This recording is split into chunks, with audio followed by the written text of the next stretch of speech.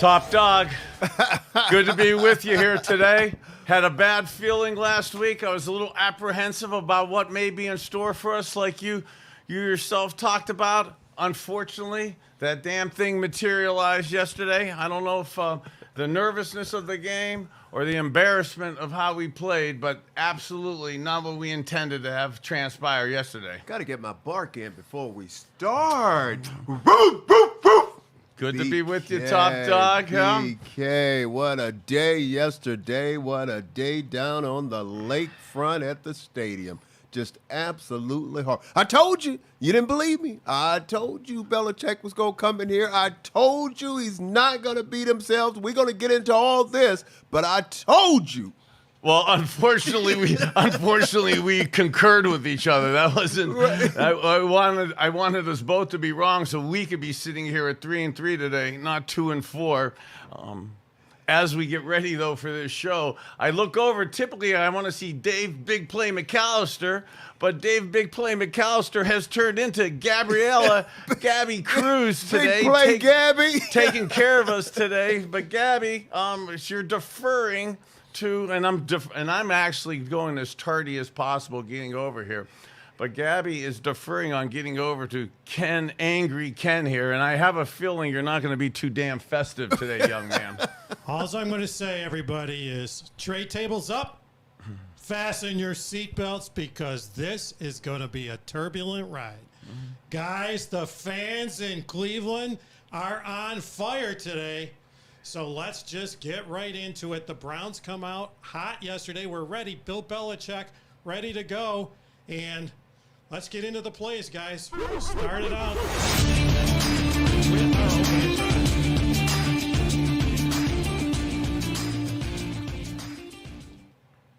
So here we go, Bernie. Talk us through what was the mindset coming in. Bill Belichick in town. The Browns are ready to go. We're all excited. Jacoby Brissett. You know, coming out in the game, last week we talked about both teams are struggling at stopping the run. Both teams are doing excellent from an offensive standpoint at running the football. So we anticipated both teams having a physical presence, coming out, establishing the run, establishing the line of scrimmage. We came out in our game, we came out in no back, threw the ball on first down, and then tried a bootleg throw on 2nd and 5. Let's take a look at the play. Let's just go right into it and break it down.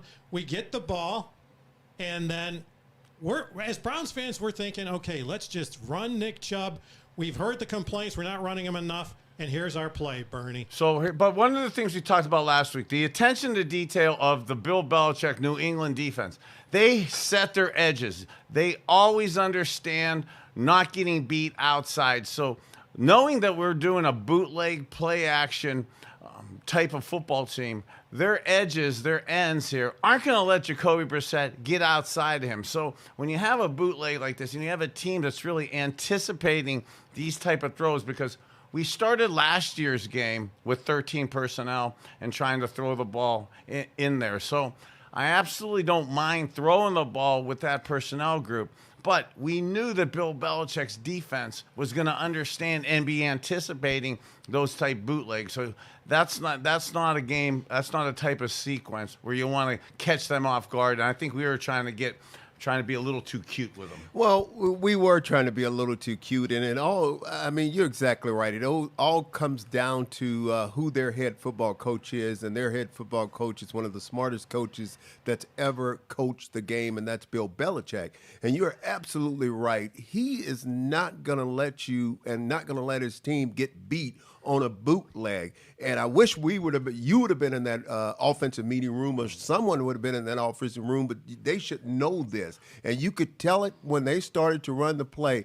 Those guys are going to be where they're supposed to be, when they're supposed to be there, and that's exactly what happened on that play. Yeah, we talked about that. And the play ended up with a turnover or interception. Right, just like they practiced that stuff during the week. We talked about it. We talked about it last week, that they were going to be anticipating those type of plays. And earlier, the second play of the game, they anticipated that they were prepared for it, just like we talked about they were going to be prepared for 4th and 1 in those quarterback sneaks. They're going to pinch their defensive tackles. This is what drives the fans nuts. It feels like we're trying to outcoach. It feels like Stefanski's wanting to try and outcoach Bill Belichick.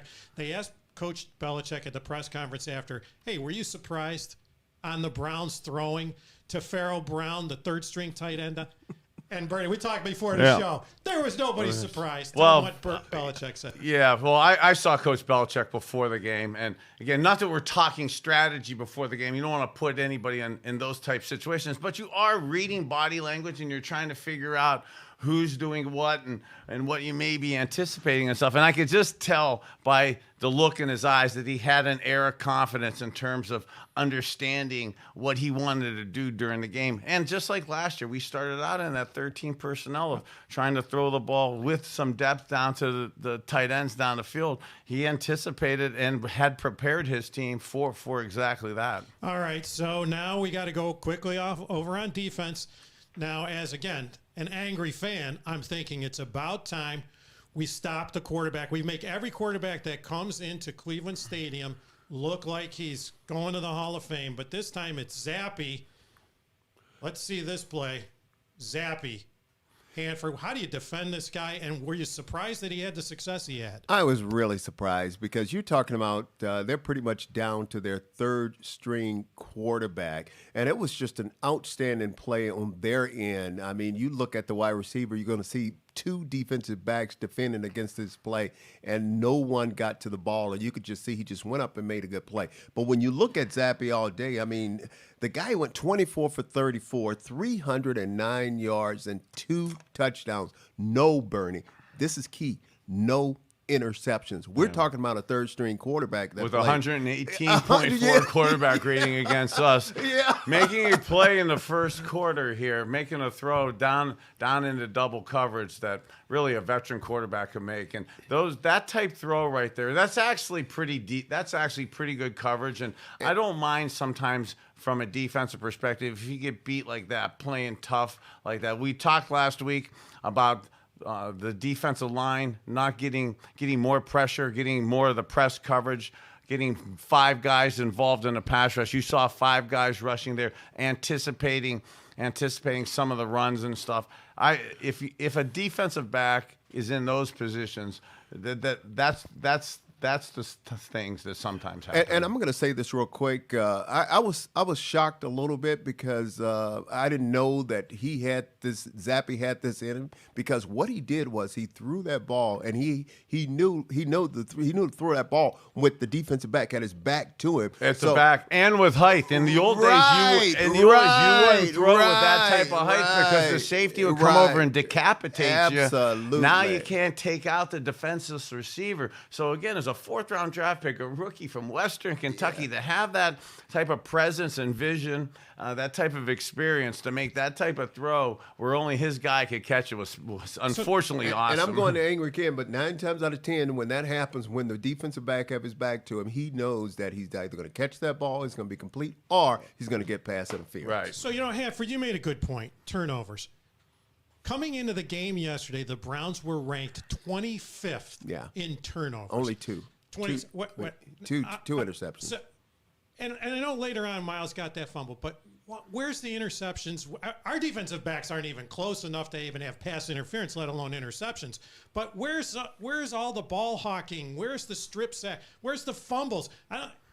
We're looking for the turnovers. They're not happening, and this is supposed to be an elite defense. Well, and that's something Stefanski talked about before the game, coming into this game, some of the things that he wanted to see happen. Angry Ken, you're 100% right. I mean, you are just absolutely right on this thing. And coming into this ball game, I think we only had 2 interceptions. And even in this game, we didn't have any interceptions. We have to get the ball turnover. We have to get more turnovers. When you're not putting teams in longer down passing situations, the 3rd and long situations, the 2nd and longer situations, where you're not able to force them into throwing. You're not able to actually force more of that pressure on them. So we've been playing. We talked about it at length last week. We've been playing a lot of cover 4, rush 4 guys, softer zone type coverages. if you're not being forced to have to throw the ball and you're not in longer down and distance situations and you're playing those zone coverages, you're typically not going to get those type of turnovers and stuff. We did try to make a little bit of transition this past week with a little more press coverage, a little more pressure on you in an attempt to do that, but they were in such favorable down and distance situations, not having to overly throw the ball and use that play action game. Well, I'm going to ask you this real quick, and I'll answer to myself. I mean, I was a little bit shocked. I mean, coming into this ball game, I thought it was a game that we should win. I thought it was a game that we're going to win because when you look at this Belichick team, I mean, it's a decent football team, but it's not a great football team. And we had them at home, and I'm a little bit shocked that we didn't win this ball game. One of the things is that, and this is probably half a joke, but half serious and stuff, is I have such respect for being in that rectangle, such respect for the honor of being on that field. And you and me were down on the field yesterday, and being the guys that have played on the field, and now it's the old guys that are watching, and then somewhat working from the media perspective, and then just talking and kind of getting a feel for what's going to happen during the game. But some of the pregame stuff we did yesterday, and again, I understand the entertainment value of the game and the business side of it and the marketing side of it. But boy, like yesterday, we joked earlier in the year about your love for the elf in the middle of the field. I'm not sure that's evolving too good with a good luck charm and stuff. And not that we're superstitious and stuff, but when it does come to respect and stuff, that guitar smash. Well, Bernie, talk about the guitar smash, because you know this is why my head's going to explode. We're the dog pound. We're the angry dogs. We're trying to create an environment. I get it. New ownership, Haslam's whatever, their marketing team, and maybe it's tied in the right. But Bernie, you're standing on a stage smashing a guitar, and the Patriots are trying to go around you. How did you feel on the stage with that going on? Well, I have a lot of history in my life with guitars and stuff. Between smashing some Kid Rock guitars over some bad boyfriends of my daughter's heads, to opening christening Hard Rocks with the crashing of guitars, to yesterday, again, from a marketing perspective, doing the guitar smash. It's kind of, I guess, cool from that standpoint. It's not cool. It's but gimmicky. It's gimmicky. From the marketing side, I absolutely see that. Okay. But from the player side, what happened yesterday, and us older guys being involved with it, that thing happens right by the visiting team's locker room, right by the visiting team sidelines. So I'm here right before the game. I'm dressed in that corny 216, and I love Machine Gun Kelly. I got to do the. Well, that's what I was going to ask you. 216 till I died. I got to do the. All right, guys, wait. I got that. But for the way that. For the way that happened, to see the Patriots' faces right at 5 minutes to 1, and seeing that how they were, there was Hanford. It was completely quiet in that tunnel. To see 53 guys like that, and these guys were significantly bigger than us yesterday. To notice the size, but it was almost like we violated them, that their anger level, and they came out in that first quarter just like the Jets came out in the third quarter with a level of intensity that wasn't good for us Browns go fans. back, get rid of the elf, get rid of the guitars, bring back Hanford and the dog pound. We're barking. Let's go back to the game. So we can't stop the pass. What do? Let's focus on the run. Oh, no. We can't stop the run either. Well, let's see Stevenson. Well, I'm going to say this. This is 3rd and 10 right here. You talking about stopping the run? We haven't been able to stop the run all the past few games. Boy, this should have never gotten where it was supposed to be. Yeah, and then again to the crucified Joe Woods here. Look, this is a run left. He has a weak safety blitz. Delpit right into the hole where the run is coming to. From a defensive perspective, a defensive play call, again, I'm not Joe Woods' marketing agent, but that's a well-called defense. That should stunt that run, but I believe that we got a couple guys in the outside gap not having good run gap integrity, and you get a 3rd and 10, 31-yard run. I mean, that literally makes you sick. Well, and the thing that really upsets me and make me mad every time I watch that particular play is all week they talked about tackling. we're going to tackle. We're going to tackle better. And you talked about it. Duffy came up there. He should have made the tackle, made the play right away. And then you got another cornerback right there, Emerson, that should have never let that play get on the outside of him. It shouldn't have got to him, but it did get to him. Now he's got to make the play, and he didn't make the play. And again, we emphasize all week tackling, and still you could see didn't do any good. Hanford, we talked about coaching it up. You're the coach of the defense now. We're seeing this time and time again. Do you sit some of these guys down? How do these change? We asked last week. Explain, Denzel Ward, explain what you're doing. Again, today, Delpit, explain what was going on. And if they're not adjusting, do you sit them down? What do you do, Hanford? And here's the problem. Here's the problem with that, because going into this ball game, we were already short some players. Because you talked about it. Denzel Ward didn't play. He was in concussion protocol. Obviously, he didn't dress. He didn't play in this ball game. And so we brought Greedy Williams back out, and we got Emerson. So we only have a short number of corners on the roster right now. So we got to use these guys, but it just come down to these guys wanting to make plays, and for some reason we're not making the plays. Well, it's disappointing when in the running game we're critiquing a corner for bad run performance. So if your cornerback is the reason for your weak link, you're already at the third level. So there's issues before that, even to how you got to Emerson right there. You don't want that to happen. You can't. And if that was an issue this past week with the New England Patriots, it's even more of an issue with the Baltimore Ravens. I know what you're thinking, and I know where you're headed. It's those safeties in the middle, and I don't have a problem with it. There's a problem right there. We'll leave it at that right now. We'll talk about the freight train that's steaming our way in a few minutes. But before we talk about one of the great plays that Jacoby had in the throwing him on it, not ready to show it yet, but talk about that quarterback sneak. Everybody's talking Jacoby Brissett is able to get that quarterback sneak. Coach Belichick knows how to defend that. They must have practiced that 100 times.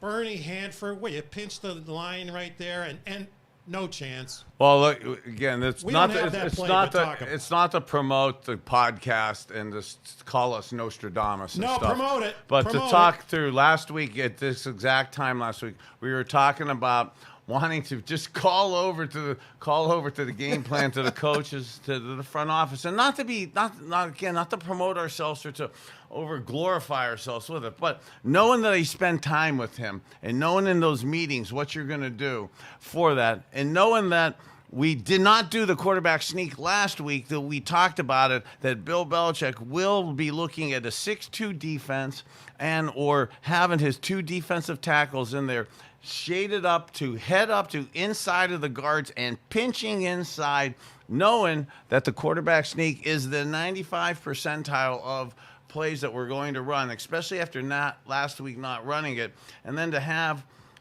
that materialize just like that, and not get the first down, and then get the touchdown right after. That was a bad sequence. All right, so let's ask you this: you get there, you're Jacoby. Now put Bernie. This is you now, because you said you would change plays, and by the way, it was Belichick that we're going against. So you get there, you see they're pinched in. You're going to have a hard time on that quarterback sneak. Do you call timeout? Do you change the play? Or you just put your head down and try and make it? No, so this is when we talked about this last week. And when a great team, a championship team, needs a yard, you believe you're going to get a yard. And this is where I love the calmness and I love the even keelness most all the time of us coaches and quarterbacks. Except there are strategic times when your emotion and your adrenaline and your passion has to be as genuine as possible, even if it's not, we used to call F&E, false enthusiasm. But you must get, and what I absolutely would do, Ken, Dog, you saw it all the time. I would look at my center and two guards in the eyes and say, this is all on us right now, okay? We are going inside, we're squeezing in, and I would have reminded both guys, we squeeze in because they're going to pinch. They're going to pinch on that play, and you remind them, and you get real adrenaline. You're almost frosting at the mouth Almost as that's why I'm drinking my No, Bernie, CBD I feel juice like you today. could get that yard right now. No, well, you got to get your linemen so motivated to do Line that. up. You know? Let's do it.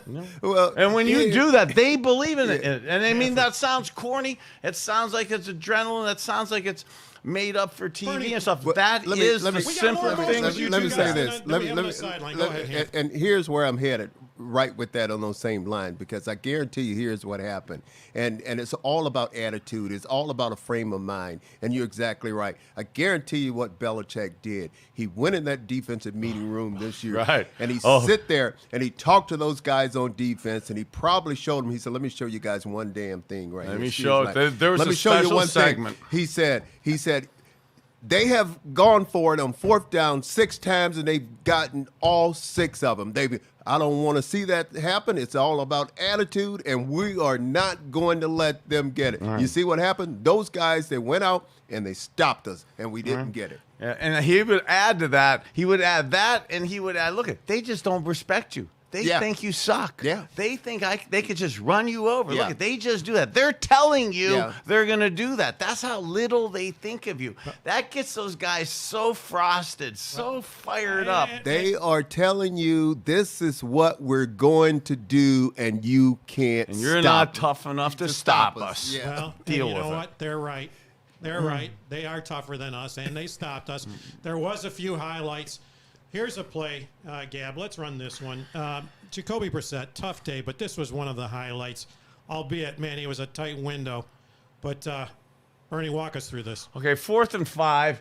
I love the end result. I love the concept of the play. When you have press coverage like this, you have man coverage across the board here. You have the outside guy running a hitch. 27 there, the inside slot nickel back has to cover Amari Cooper from the whole field there with inside help. So for Amari Cooper here to run this fade like this, and I love throwing the fades. It's a beautiful throw and catch. Non-high percentages on 4th and 5, but to be able for Amari to act like it's going to the back pylon and then to throw his hands up at the last second, keeping 27 unsure of when for him to make the stop. But that's actually textbook. And it's one of the textbook. most, I think it's one of the most beautiful throws that Jacoby had all day when he made that throw in there. Obviously, I wouldn't have, when I see 2 defensive backs in there, I wouldn't have had the guts to throw that play in there. But it was just a great play, great route, and great hands. Amari Cooper coming down with the ball, and not only coming down with the ball, being in bounds. Being once in he gets bounds, the his bounds. footwork is awesome. Yeah. And keep this in mind, too. We were talking, unfortunately, about this with Bailey Zappi early in the game when he threw the fade down the left side against Greg Newsome and stuff. Throwing balls and throwing fades like that, we don't see us doing a lot of that. That's one of the few times we've done that this year. You get the completions like that. You get the defensive holdings. You get the pass interferences like that. Those are really good shots to take, and for us to do more of that. So, you know what, guys? You talked about it, Hanford. Got to give you credit where credit's due. You weren't sold on Jacoby coming in. We tried to talk you. Angry Ken was all in on Jacoby. But now coaches have him on film. You're beginning to see the NFL is all about adjustments. Was there a time yesterday in the game where we should have said maybe we put in Josh?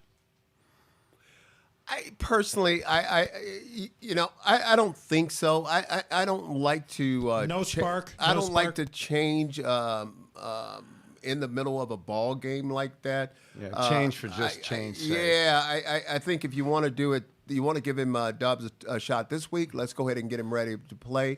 But when you look at Jacoby, let's just face it, guys. Jacoby is Jacoby. And this is what I talked about earlier in some of our shows. I mean, I just wasn't all in on him, but I just have to realize he's a backup. He's always been a backup, and I have no disrespect to him, but he's probably always going to be a But you backup. know what, Bernie? I watched highlights of you. You would throw your receivers open. He does not throw his receivers open. Well, he did on that Amari Cooper one. I love that catch. And again, I'm not going to be a Jacoby apologist, and I'm not being a QB apologist here. But whether it's Jacoby Brissett, Josh Dobbs yesterday, or Jesus Christ, we were still going to end up being 2-4 after it. Offensively, we could absolutely pick on things that we need to get better at. There's no doubt about it. But man, what happened to us from a special teams perspective, what happened to us defensively yesterday, that was an upstream battle. Well, you know what and I'm saying, Angry Ken, real quick. You know what we like about Jacoby? We like Jacoby being Jacoby, and that means not trying to do too much. And now he's trying to do too much, and as a result, and he still had some good plays. He threw some good balls to Donald People-Jones, but when he tried to do too much, that's when the mistakes happen. So is that coaching, Hanford? In fact, you know what? We're going to go on a little rapid fire here. I want to ask you, I'm going to throw you guys questions. Okay. We don't want long answers. Just give me short answers.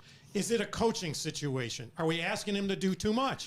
I don't think it's a coaching situation. I don't think we're asking him to do too much. I think he just taking it upon himself at certain times during the ball game. He feels that the game is getting away and he needs to make a play. But instead of just sticking in the framework of what he's supposed to do, just stay right there. Don't try to do too much, and I think it'll be okay. All right, then, Bernie, I'm going to go to you on this one. Is it the play calling? Should we be calling different plays? Should we establish the running game? Sometimes we absolutely, as quarterbacks, we try to do too much, to your first question. And when sometimes we are trying to do too much and we put that pressure on ourselves, we do need help with the play calling. And again, I know Kevin Stefanski, when you only hand the ball to Nick Chubb 12 times, you don't go into a game anticipating only 12 carries for Nick Chubb, 4 for Kareem Hunt.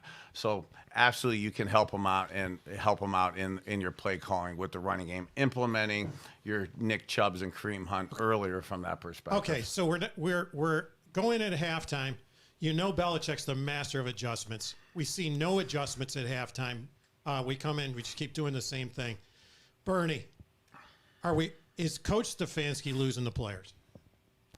No, I wouldn't say he's losing the players. I think that they deferred winning the toss. They got the ball coming out at the start of the third quarter.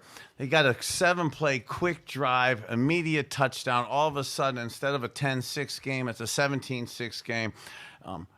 Again, not wanting to throw it on the defense, but coming out that first drive of the third quarter. Important. It's if your defense is out there, you want to stop them offensively. If you get out there, you want to score. You want to show that you made adjustments and you're being able to move the ball. We did neither of those on the first two, and the game switched right there. So as a fan, I got to tell you, I'm sitting there going, Patriots are going to get the ball. This drive's going to set the tone in the second half for the whole game. Sure enough, right down the field.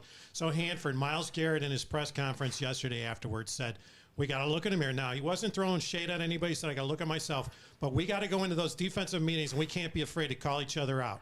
You tell me, are they calling each other out? Well, they have to, and it's very important because this season is not lost yet, but it's getting pretty close to that area right now where this season is really in trouble. So, but as a defensive player, you say to yourself, what can I do myself? What can I do better? What can I do to help this team win? You don't look at everybody else. You don't look at you might, if I see someone doing something, I'm going to say something to him on the field, and I want him to say the same to me. But you have to be able to take criticism from your other players. But yeah, first of all, what you got to do, you got to look yourself in the mirror and see what you could do in order to help this team. That's perfectly said. You know what? We looked at ourselves. We yelled at ourselves first and foremost. And when you yell at yourself first and foremost, you then have the credibility to look and maybe chastise others. Yeah. And again, not to keep saying when we did it, when we play and stuff, but dog, we were tough on each other. I mean, no question. If the defense wasn't making plays, if they weren't rushing a quarterback, you were on them. If vice versa, we weren't scoring, you guys were dogging us. Well, you know what? We got the horn going off, but I want to go back some because if you saw Tom Brady yesterday on the sidelines, and we know he's got a lot going on in his life, he was yelling and screaming on that side. You look at our sideline, these guys just go sit calm, like nothing seems to be going on. I don't see emotion. And you guys were talking about it before. You take on the personality of your head coach. He's just standing there, no emotion. I want emotion. The fans are emotional. I'm emotional. My head's going to explode. Oh, Guys, where's the emotion? I want emotion.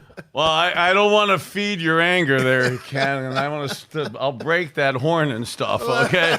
But I absolutely concur with you. And the Tom Brady thing, not that I'm proud with that, but that was a weekly thing. Even in happiness, you would yell on the sidelines like that. I mean, that's something where that was just part of my game. Hey, that was part of what you need to do. Did you see Gabby laughing about that horn over there? Yeah, I said there was going to be some turbulence over here. The Ken horn- is We got taking Gabby over. jumping, man. We're going to have Gab with some CTE issues. Filing workman's comp claims. But you know what? Hey, she'll get denied, too, in the NFL. Gabby, throw up. All right. Then we got to ask the question. Let's see what we got here. This was what the horn was supposed to bring. It's the hot seat. Let's see. What are you looking? I think that we're not going to look ahead yet. No, We're let's going to the do hot seat Angry right Ken here. with the hot seat. Angry Ken with the Sure. hot seat. Right Here here, we go. guys. Oh, Is it time to talk about this? ooh, I love All right. it. You know what? I'm not saying we fire the coach right now because we've been down that. But is that seat getting hot? I think it is getting hot. I think I think Stefanski understand that everything starts with him.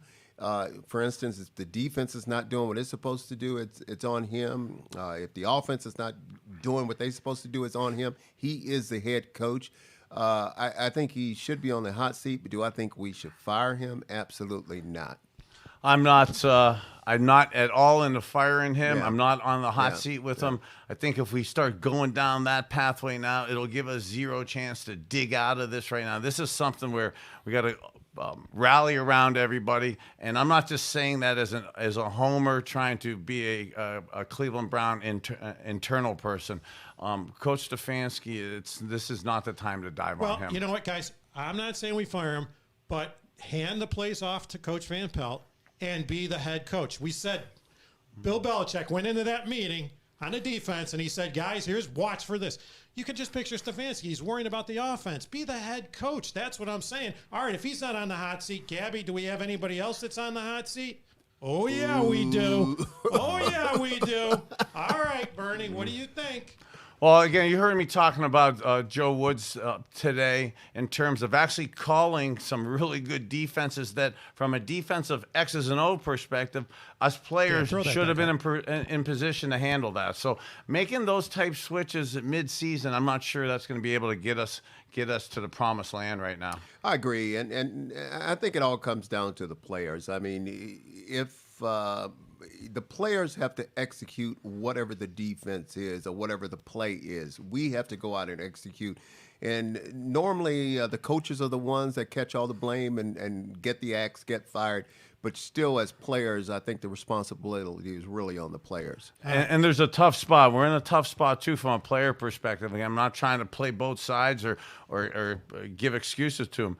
But physically, there's times when yesterday they're physically just not capable of stopping certain teams. I mean, looking at the massiveness of some of the New England Patriots personnel groups yesterday, sure, there were certain personnel matchups yesterday that it did not matter. There was going to be it was a physical mismatch. But then you know what, Bernie? Then come on, you got to scheme it up. Because if that's the case, then you lost before you played. We're not always going to be the biggest Well, team. I felt that at 5 minutes to 1 yesterday. I'm not trying to be funny. At 5 to 1 yesterday, I felt like there was not going to be a that chance. doesn't give me a lot of hope. That doesn't give me a Oh, lot I of didn't know hope. I was here to give you hope. Well, I thought we were here for factual.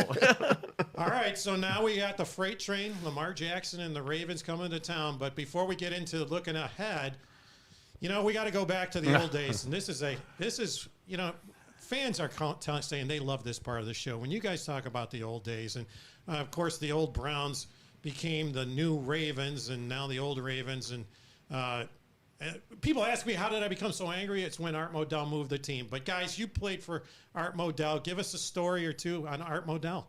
My memories of that, God, I drove up from Miami. That was my first time at Cleveland Browns Stadium, actually signing my contract as a rookie there. And I know this sounds kind of, for people out there, that Mr. Modell, I love him and think he was an incredibly loyal guy. Some of the things that he did for me and for us ex-players was amazing. And And actually, people say, how could you call him loyal when he moved the team? Yeah. He trusted so many people, but sometimes the people, and I've made this mistake too, sometimes I trust people that they say they're helpful, they say they love you, they say they're going to help you, and they do everything but the opposite. And unfortunately, I think Mr. Modell had some people around him like that. Yeah, I love him too. I mean, Art was just a fantastic guy. I mean, he really cared about his players, and he loved the city of Cleveland. I mean, he really did. Everybody knows he was on the board of the Cleveland Clinic, all that stuff, but he was all for Cleveland. And I remember a story. You talk about tell a story. I never will forget. We were going to play the Raiders, and I was there. Because the Raiders were supposed to draft me, but what happened was they took a kid out of a cornerback out of Texas Tech, a guy by the name of Ted Watts. And so, I didn't know that. I did not want to throw. I wouldn't want to throw against Mike Haynes, Lester Haynes, and you. So I'm sitting there. I'm sitting there, and I'm stretching, and right before the game, and here comes Al Davis. Al Davis coming to me, and I hear somebody say, Dixon. And I'm looking at him and I said, damn, that's Al Davis. He said, Dixon, you wish you were a Raider, don't you? And so I went and told Art. I said, Art, I was over there stretching, and Al Davis over there telling me I wish I was a Raider. Art said, you go tell Al Davis I said stay away from you. And I was saying to myself, I ain't telling Al Davis nothing. You better go. I ain't tell Art this, but I was thinking to myself, you go tell Al Davis. Well, you know, guys, and all kidding aside, he was a great guy for the city. Great guy. Did a lot of good things. And I remember as a young fan, you guys, I don't remember what year it was. You'll probably remember this. I think we were playing in the AFC championship game. You guys lobbied to stay down in Florida in the warm weather instead of coming back and practicing. And he kept you down there, paid the bill, right? Yeah. No, well, actually, that was actually one of my little pet peeves where I actually lost my mind, and that started my CTE concussion issues. Jesus God. Yeah, so that I'm not sure that was Art Modell's decision, but one of the things I absolutely massively believe, you practice where you play. And we were going to play for the first time ever the AFC Championship game in beautiful Cleveland, Ohio at the end of January. But we know that the weather in Cleveland, Ohio at the end of January is friggin' miserable. It's freezing. It's frozen. The field is frozen mud, spray painted green. But we win after we beat the Jets in double overtime. We got on a plane the next day, and we knew we were going to play. We were going to play in Cleveland the next week. We flew to Vero Beach, for Florida, 6 days to practice in 80-degree weather. You were lobbying to let the body heal and go Vero Beach, Florida. We had so we did not have the cold home field advantage because we spent 6 days in 80-degree weather before that game. And I forgot to say this for anyone who don't know. Everybody should know, but Al Davis was the owner of the Raiders. So just for anyone that didn't know that. Yeah. So, all right. Well, then I take it back. I'm not going to be all that lovey-dovey for Art Modell because one of the last things I remember, and we don't have the image, but he was holding a Super Bowl trophy, waving at the Cleveland fans, and that's when I got so angry. But let's look ahead.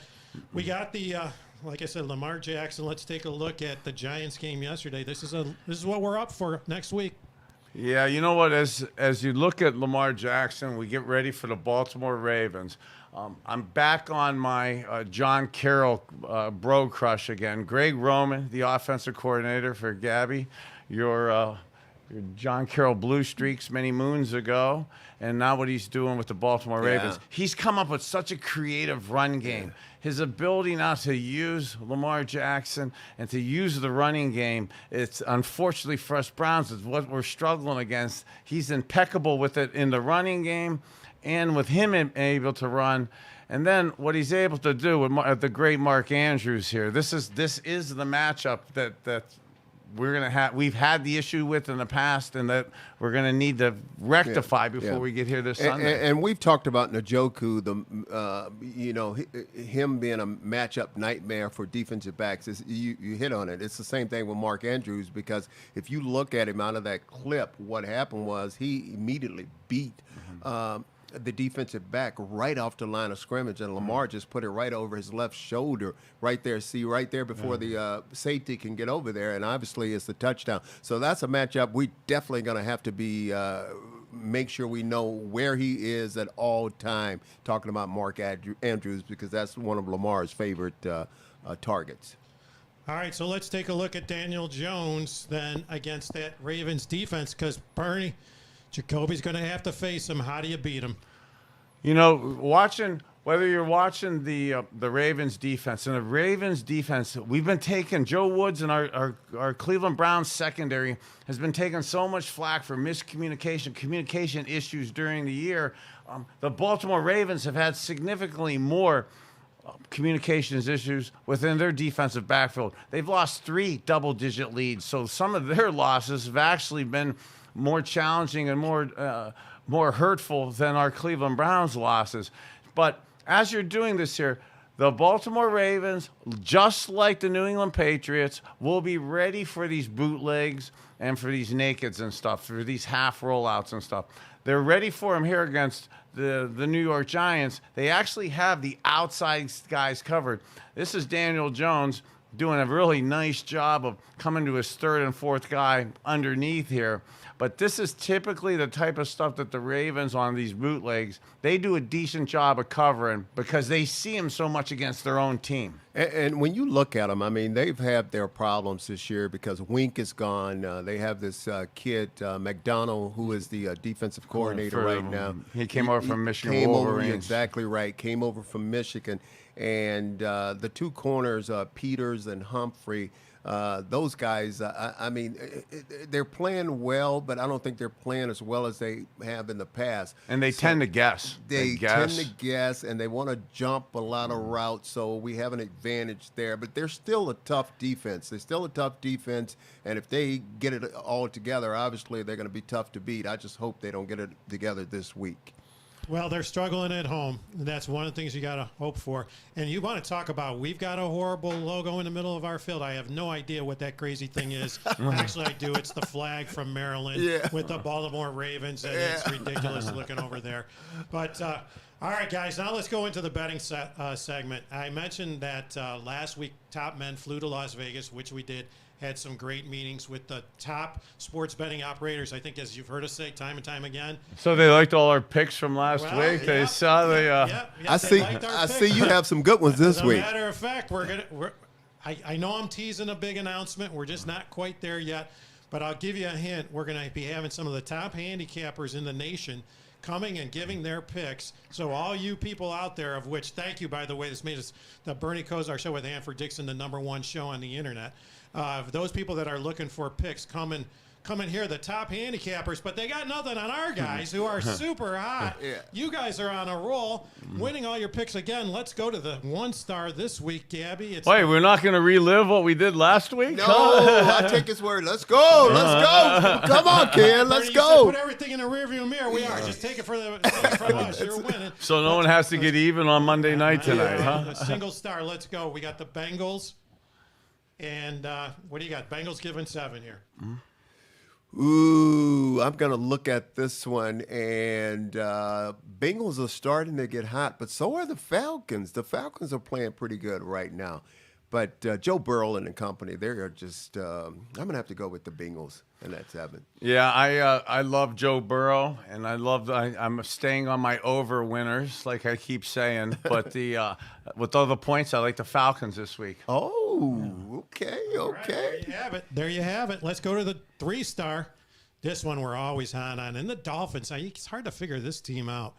And it's the Steelers. You know what? Our Mitch Trubisky came back yesterday.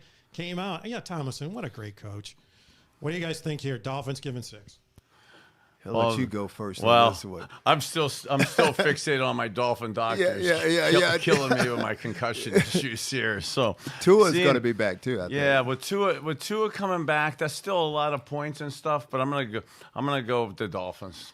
I'm going to agree with you there because I think with Tua coming back and this team, I think they're hungry. And what are they, 3-3, I think, right now. So I'm going to agree with you on that one. I'm going to go with the Dolphins.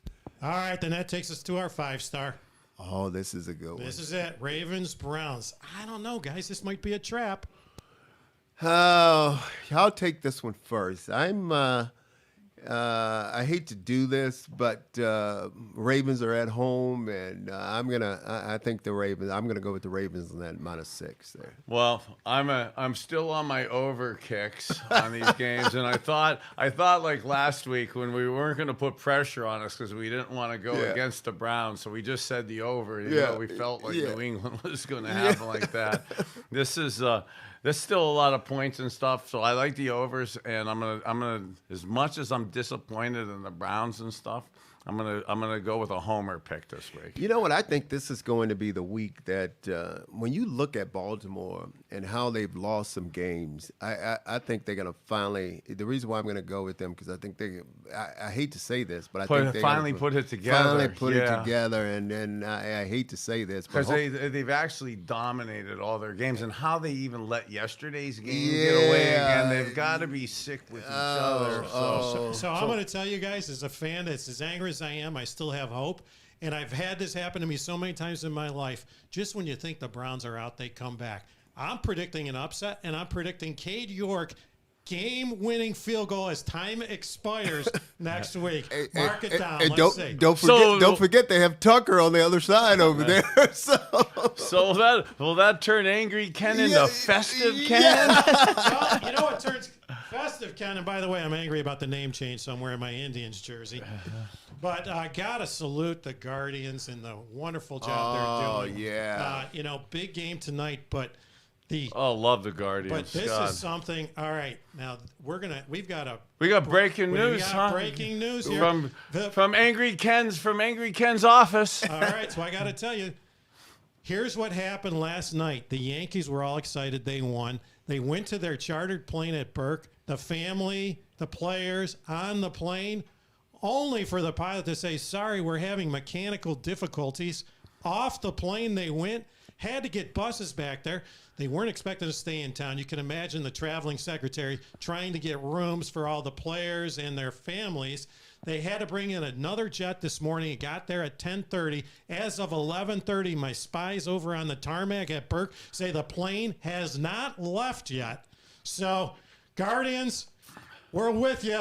It's anything can happen and now. Hey, is that like a little Cleveland ploy? Angry Ken that you guys did at the airport last night? Did you guys get a couple of our air show mechanics in Make there them to tired. sabotage that plane? Because I know the Guardians got into town. Andre Knott said they got into town at 2:00 last night, so I know they got some rest. They were sleeping good. Word has it, maybe rumor, Boone was upset. The players were upset. The families were upset. Let's go, Guardians. I want to remind everybody, catch the Bernie Kosar Show with Hanford Dixon on all your favorite social media. We're going to have a lot to celebrate next week. Great show. With that, let's go to the 2-minute warning.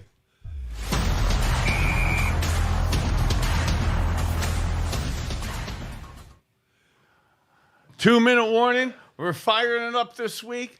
I absolutely am disappointed to be 2-4. If Angry Ken thinks there could be an upset this week, and the Angry Ken, Mr. Non-Eternal Optimist, thinks that we could get a W, that actually gives me a little bit of motivation right now.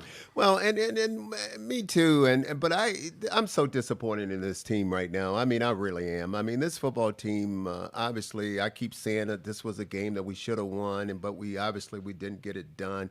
Went against a Belichick team that was not very good. And, guys, for some reason, we still are not doing the things fundamentally that we have to do in order to win football games. Everybody have to show up. Everybody have to run to the football on defense, and everybody have to make the tackle. And offensively, we can't turn the ball over. We can't make any mistakes, and we have to do what's gotten us there, and that's been able to run the football. We have Nick Chubb getting almost 6-7 yards a carry. I was very disappointed. He only ran for like 57 yards. 57 12 yards carries. yesterday. Can't have that. Top dog, I love how you said earlier in the show, we're going to point and look at ourselves first. And look at ourselves in the mirror. What could I do to get myself better? Like life, I love that as a kind of a barometer to get stuff going, because absolutely looking at ourselves first, you got to get this taste out of our mouth. And then we let Zappy come in here. He was 7 for 14 on third down situation. 7 for 14. Can't let that happen. We have to get off the field. Attitude game. Well, I tell you what, good show today. What do you think, dog? Good show? I want to be 3-3, man. I have to 2-4 has me bummed out, man. Bummed out today. So I can't take consolation after a loss, young man. You know, we're gonna have to get that. We're gonna have to get that back next week. You got it, my friend. You matter. Go Browns.